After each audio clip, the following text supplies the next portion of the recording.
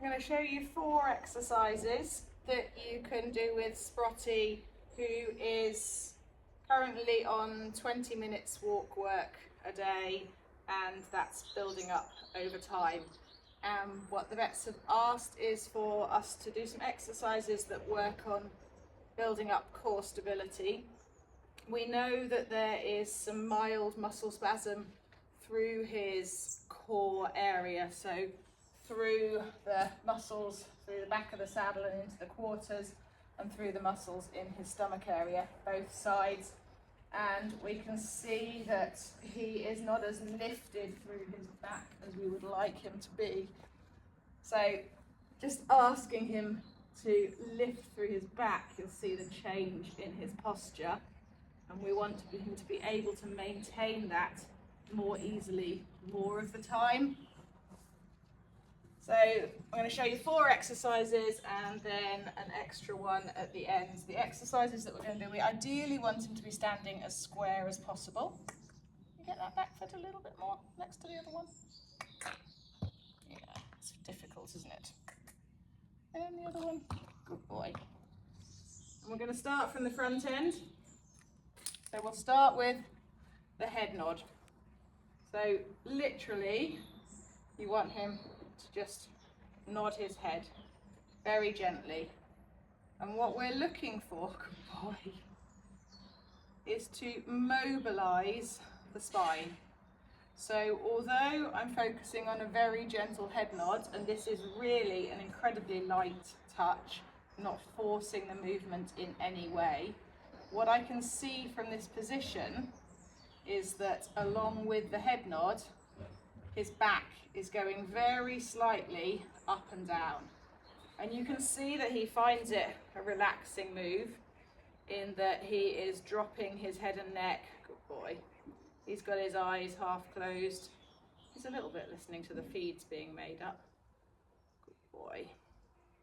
But we're very, very gently asking him to nod that head with the aim of mobilizing that spine. And if you look towards the back of his rib cage, you might be able to see that very slight movement. And you can adjust this one by moving the position of his head and neck. So I've got him so that he's got his head and neck straight on here. But if we want to progress the exercise or to do something a bit different, I can ask him to bend a little bit round to one side and continue that slight head nod. So again, what I'm looking for is the head nod to carry on through into mobilization through his back. He's a good boy. But when we've got the turn of the head, we get a different level of mobilization through the back. So it's not just up down, it's also some side to side and some rotation movement. You can see he finds it a bit more difficult moving his head to one side compared to having this head nod straight on. There's a good boy.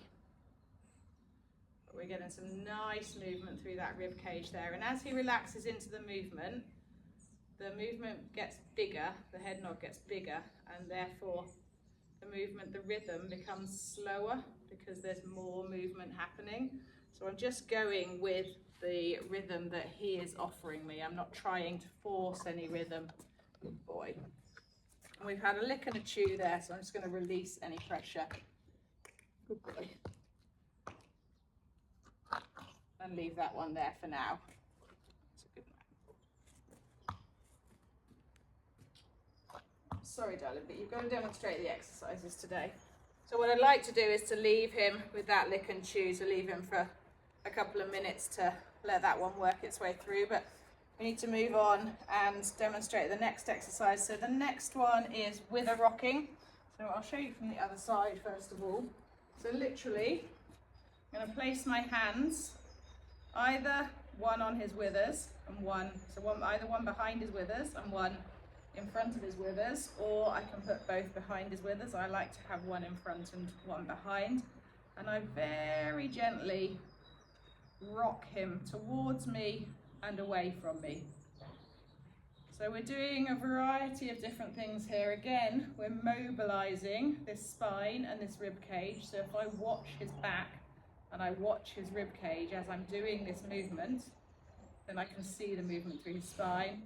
I'm also moving his weight slightly onto one foreleg and then slightly onto the other foreleg.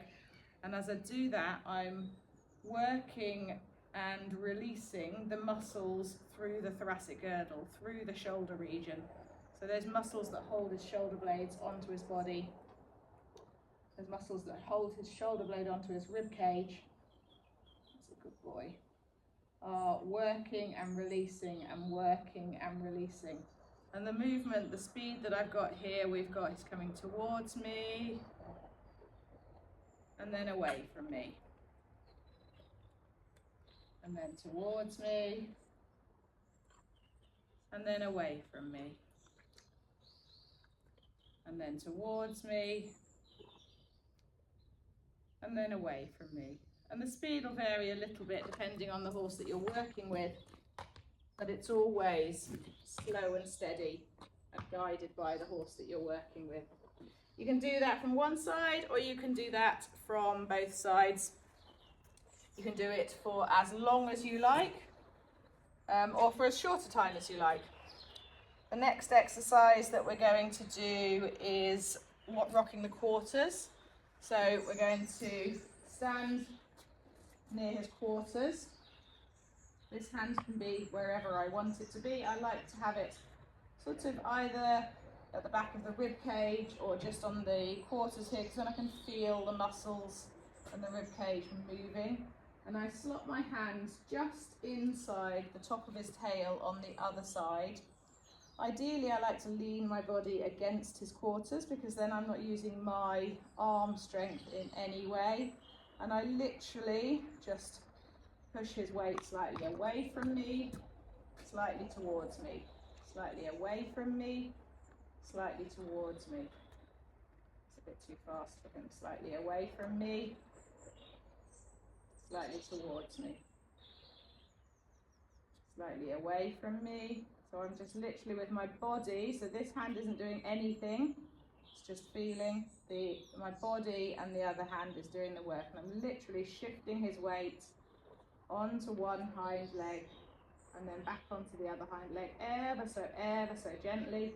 But again, if I watch his back, if I watch his rib cage, I can see the movement there. And one of the key things that we're trying to do here is to free up any restrictions in his spine, because he cannot build core strength if he's got any restrictions in his spine.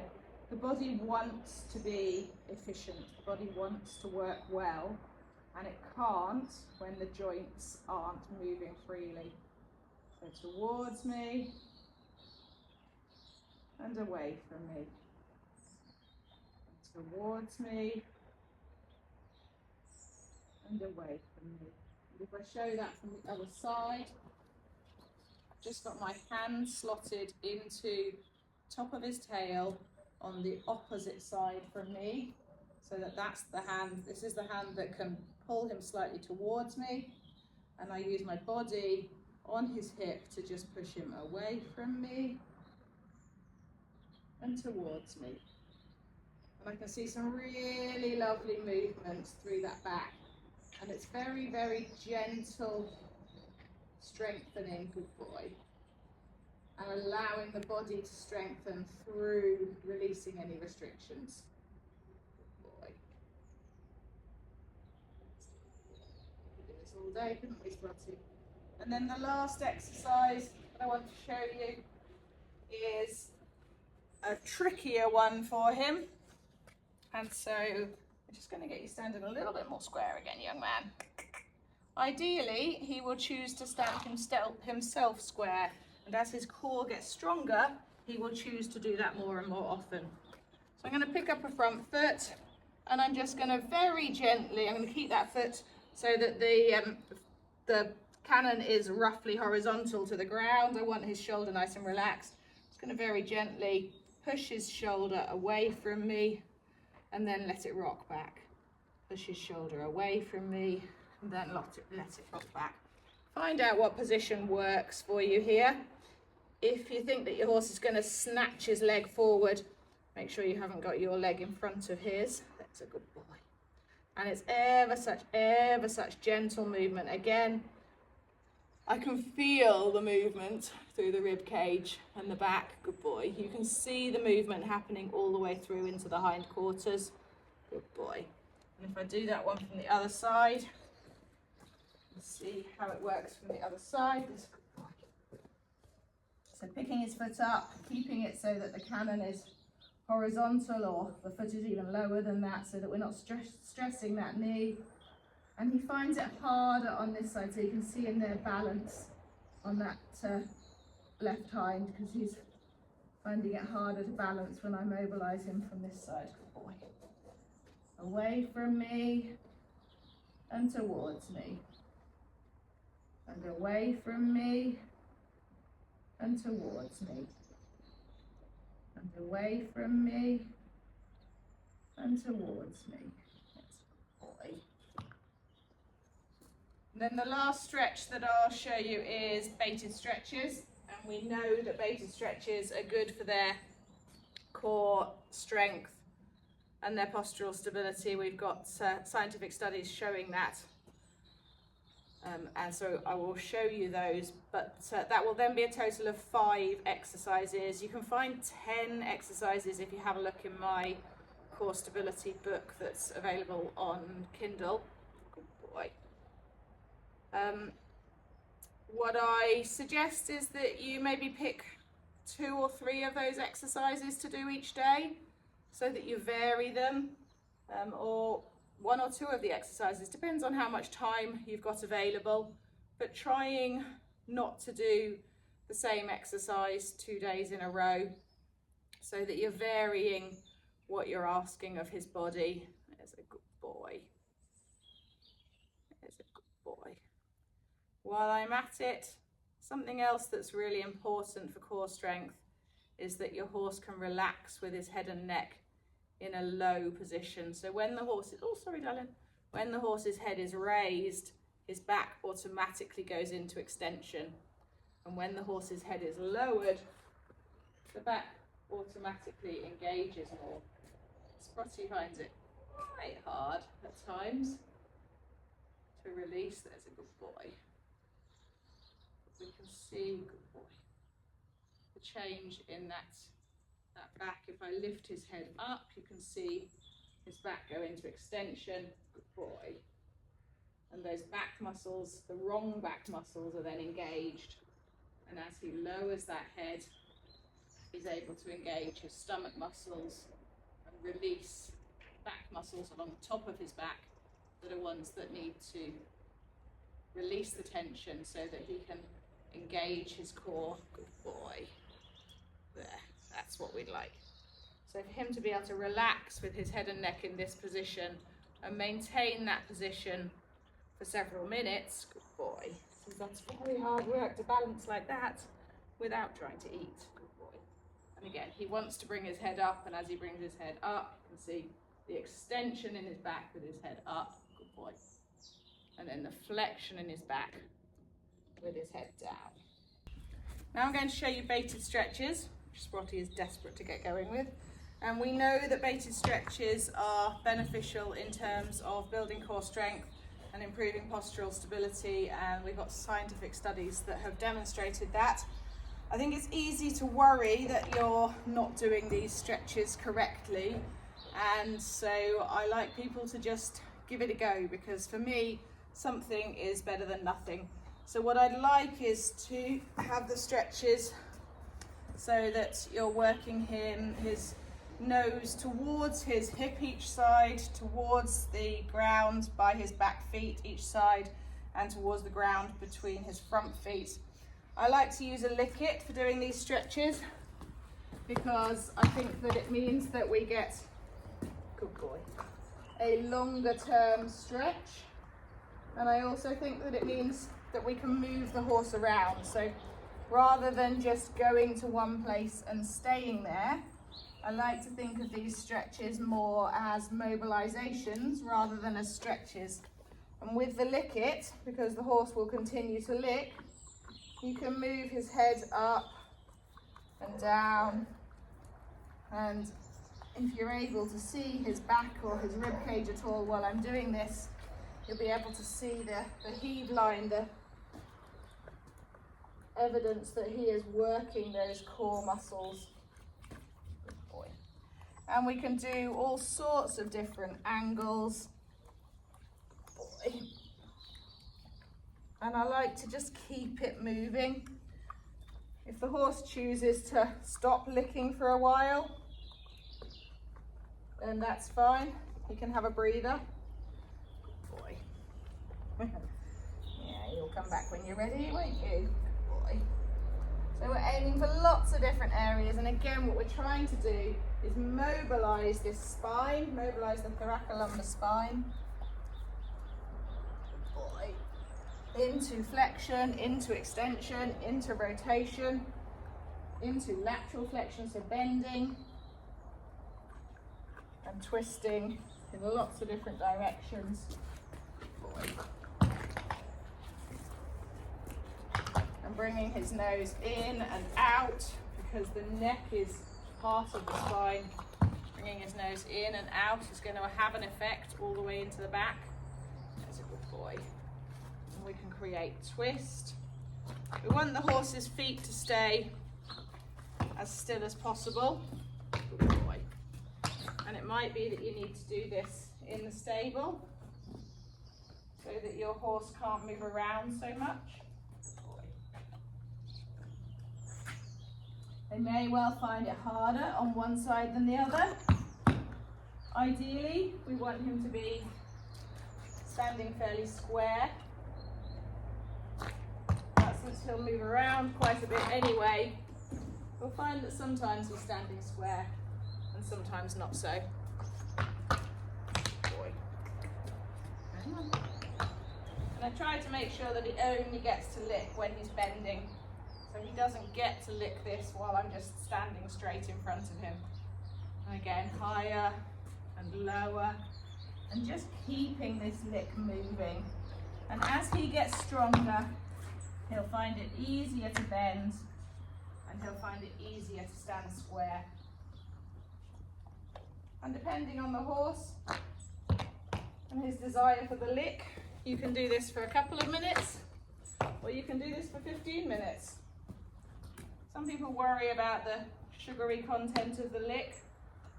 To me, the benefits of doing the stretches need to outweigh the risks of the sugariness of the lick. And I think for the 5-10 minutes that you're using it, they're not going to get enough sugar to be of any significance.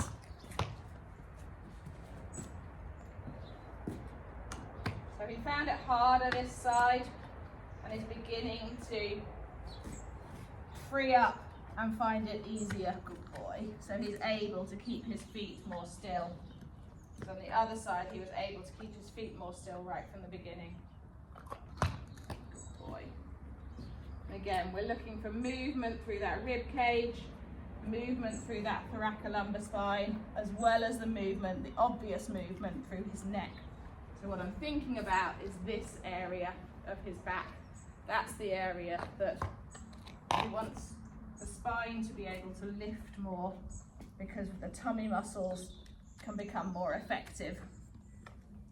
So as we free up the restrictions in the spine, low level restrictions, nothing major, just low level restrictions, as we free those up, then he can lift better through his back, and his tummy muscles can work more effectively and more efficiently, and then they can become stronger. And that's his core stability muscles, core strength muscles, and postural stability. Good boy. I think you quite like these exercises, Frotty. And again, just keeping him moving. Good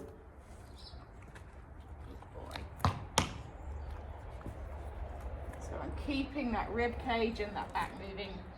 It's a bit like yoga for the horse. Yeah, it's definitely easier this way, isn't it? Good boy.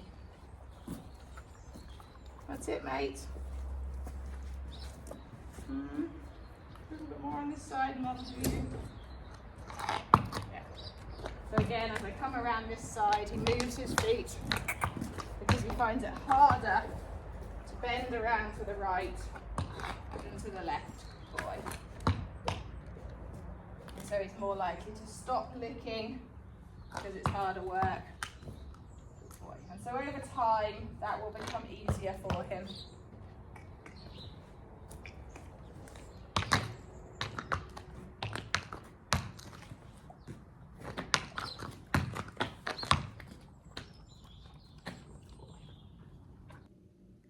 I'm Sue Palmer, the Horse Physio, specialising in the links between pain and behaviour in horses and focusing on prevention, partnership and performance. I'm an author, educator and award-winning Chartered Physiotherapist, promoting the kind and fair treatment of horses through empathetic education. You can find the Horse Physio on the web, Facebook, Instagram and YouTube. Subscribe to my free newsletter for news, views and exclusive deals. Thank you for your interest in this post. I appreciate your time and am grateful you chose to spend it with me.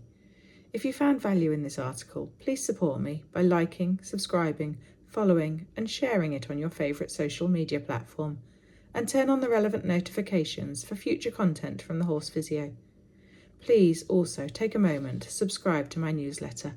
Your support means the world to me, and it helps me continue creating content that matters to you.